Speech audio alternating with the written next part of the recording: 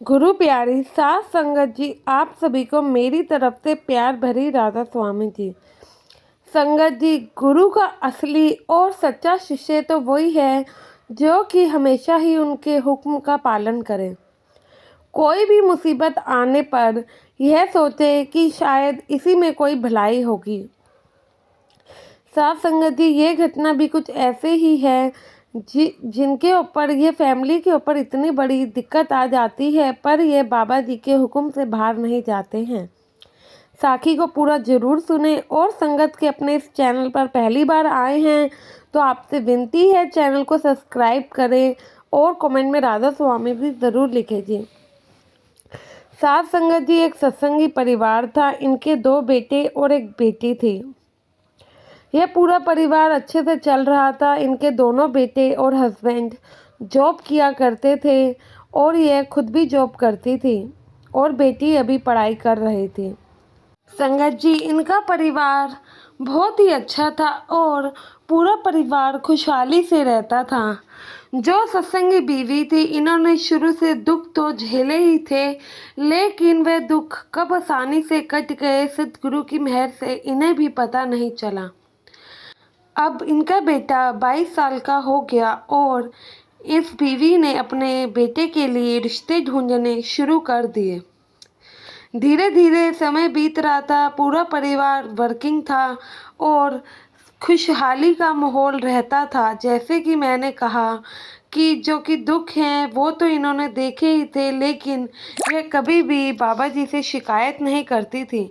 यही सोचती थी कि जो सद्गुरु की कृपा, शायद मेरे कर्मों में ही ये लिखा है। और अपने बच्चों को भी यही सिखाती थी। कभी इनके बच्चे किसी छोटी सी चीज़ के लिए भी इन्हें बोलते या शिकायत करते कि मम्मी आज हमें ये नहीं मिला है, किसी ने हमारे साथ ऐसे बुरा कर दिया है, तो वह उन्हें भी यही सिखाती कि कोई बात नहीं, बाबा जी सब देख रहे हैं। शायद हमारे कर्मों में ये लिखा हो। अगर किसी ने आपके साथ गलत किया है तो आप चिंता मत करें, बाबा जी उसका जवाब उन्हें ज़रूर देंगे। आप बस अपने अच्छे कर्म करो और उसी पे ध्यान दो। ये अपने सभी बच्चों को ऐसे ही अच्छी शिक्षा देती थी और इनके सभी बच्चे सही राह पर भी चलते थे, परमार्थ के मार्ग पर ही चलते थे। हमेशा राधा स्वामी लोगों को बोलना, बाबा जी पर विश्वास रखना, स्कूल जाने से पहले, काम पर जाने से पहले बाबा जी की फ़ोटो के आगे प्यारी भरी राधा स्वामी करके ही जाना और प्रसाद के 2 दाने मुंह में डालकर ही जाते थे। क्योंकि ये पूरा परिवार सत्संगी था। बीवी ने घर का माहौल ही ऐसा बना रखा था कि बच्चे खुद ब खुद फॉलो करते थे। उन्हें कभी भी ये कहने की ज़रूरत नहीं पड़ती थी कि घर से जाने से पहले बाबा जी को बोल कर जाइए कि मैं जा रहा हूँ, या घर पर आने के बाद सतगुरु की फ़ोटो के आगे हाथ जोड़कर राधा स्वामी करो। वे खुद ब खुद समझदार थे। ऐसे ही धीरे धीरे समय बीता। एक दिन इनकी ज़िंदगी में ऐसा दिन आया कि सब कुछ बदल के रह गया। मानो जो कि अच्छा भला पूरा माहौल था, वो कब दुख में बदला इस बीवी को भी नहीं पता लगा। लेकिन साथ संगत जी, इस बीवी की हिम्मत इतनी कि इन्होंने तब भी गुरु से कभी शिकायत नहीं करी कि मेरे साथ आपने किया क्या है। उन्हीं की रज़ा को मानकर बैठ गई कि शायद यही लिखा होगा। साथ संगत जी, एक दिन इनके जवान बेटे का एक्सीडेंट हो जाता है, जो कि मैंने बताया 22 साल का था। एक्सीडेंट में उन भाई की मृत्यु हो जाती है। अब आप खुद ही सोच सकते हैं कि किसी माँ का जवान बच्चा चला जाए तो क्या उस माँ पर बीतती होगी। यह बताने वाली बात तो नहीं है, मानो दुखों का पहाड़ ही उन पर गिर गया हो।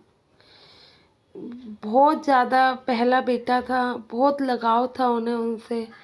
सतगुरु ने कैसे उनकी संभाल करी, यह तो बहुत ही ज़्यादा कोई भी आई थिंक ना कर पाता।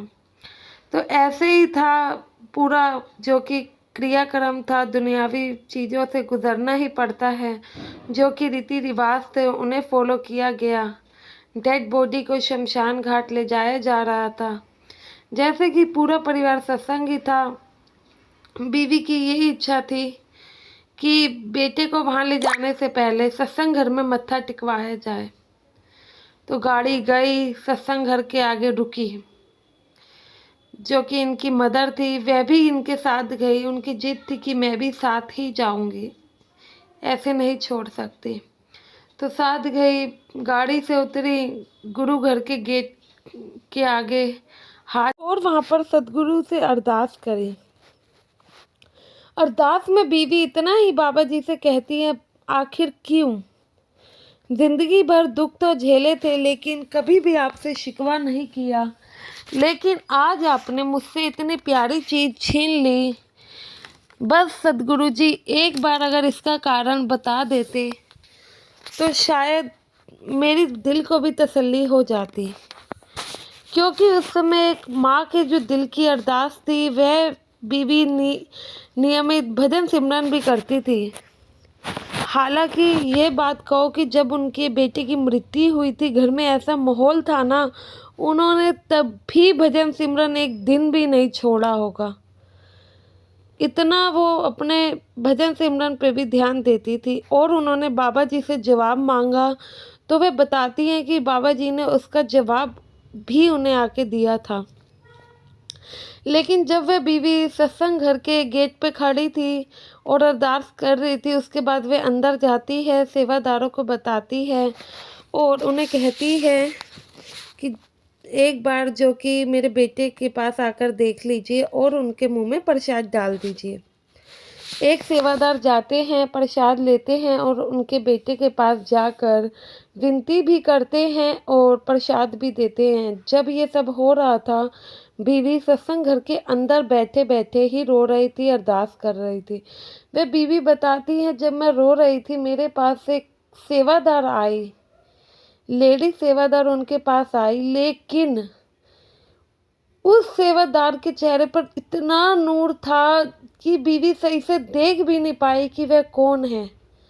वह सेवादार आती हैं, बीवी को सर के ऊपर हाथ रखती हैं, सहलाती हैं कि कोई बात नहीं बेटा, जो होना होता है वह होके ही रहता है, और उन्हें अपने गले से लगा लेती हैं। वे बीवी बताती हैं, जब मानो कि उन्होंने ऐसे गले से लगाया तो लगा कि खुद सतगुरु आए हैं और मुझे संभाल रहे हैं, कह रहे हैं बेटा कोई बात नहीं, मैं हूँ ना तुम्हारे साथ। वे बीवी बताती हैं, उसी पल जब वे आंखें खोलती हैं तो उन्हें ऐसा लगता है कि वह सपना देख रही थी, लेकिन वह हकीकत ही था।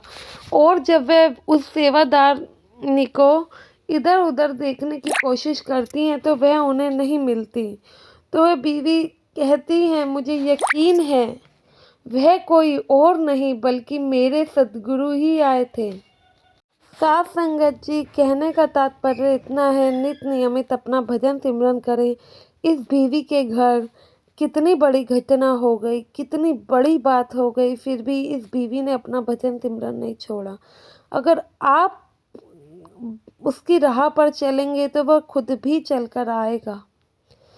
जैसे आपसे पॉसिबल होता है, नहीं बैठा जाता तो लेटे लेटे कर लीजिए, थोड़ी देर ही बैठिए, बाकी लेटे लेटे भजन सिमरन कर लीजिए, लेकिन करिए तो ज़रूर। एक कदम बढ़ेंगे तो गुरु भी तो आपके लिए कदम बढ़ाएंगे। कहिए उनसे कि मेहर करो, मुझसे नहीं बैठा जाता, आप ही ऐसे शक्ति दो कि हम बैठे भजन। और संगत जी, जिनका विश्वास पक्का होता है उन्हें ही पता है कि बाबा जी कब किस रूप में आते हैं, और जो कि अपने भजन सिमरन को टाइम देंगे, उनके बाबा जी के प्रति अपना विश्वास सच्चा रखेंगे, तो बाबा जी उन्हें अपने दर्शन ज़रूर देते हैं। तभी तो बाबा जी से लोग इतना प्यार करते हैं। वो इसलिए नहीं, देखा देखी नहीं करते हैं, क्योंकि वह उन चीज़ों को महसूस करते हैं। तभी 20-20 साल के बच्चे कहते हैं कि हमें नामदान चाहिए। क्यों? जिस घर का माहौल ऐसा हो, बाबा जी खुद उनके ऊपर अपनी दृष्टि दया में रखते हों, तो उन्हें पता है गुरु हमारे साथ है, तो वह आगे भी रहेगा। हमारे बाबा जी ऐसे नहीं हैं जो ऐसे कहें कि ये कर लो तो ऐसा होगा, वो कर लो तो ऐसा। वह खुद अपने होने का सबूत हमें देते हैं। बस लगन और विश्वास तो सच्चा रखो। आशा है ये घटना आपको भजन सिमरन के लिए प्रेरित करेगी। बहुत दुख हुआ इस घटना को आप सबसे बताते हुए, क्योंकि शायद ये मेरे किसी करीबी की घटना है, इसलिए। गुरु प्यारी साध संगत जी, मिलते हैं अपनी अगली साखी में। राधा स्वामी जी।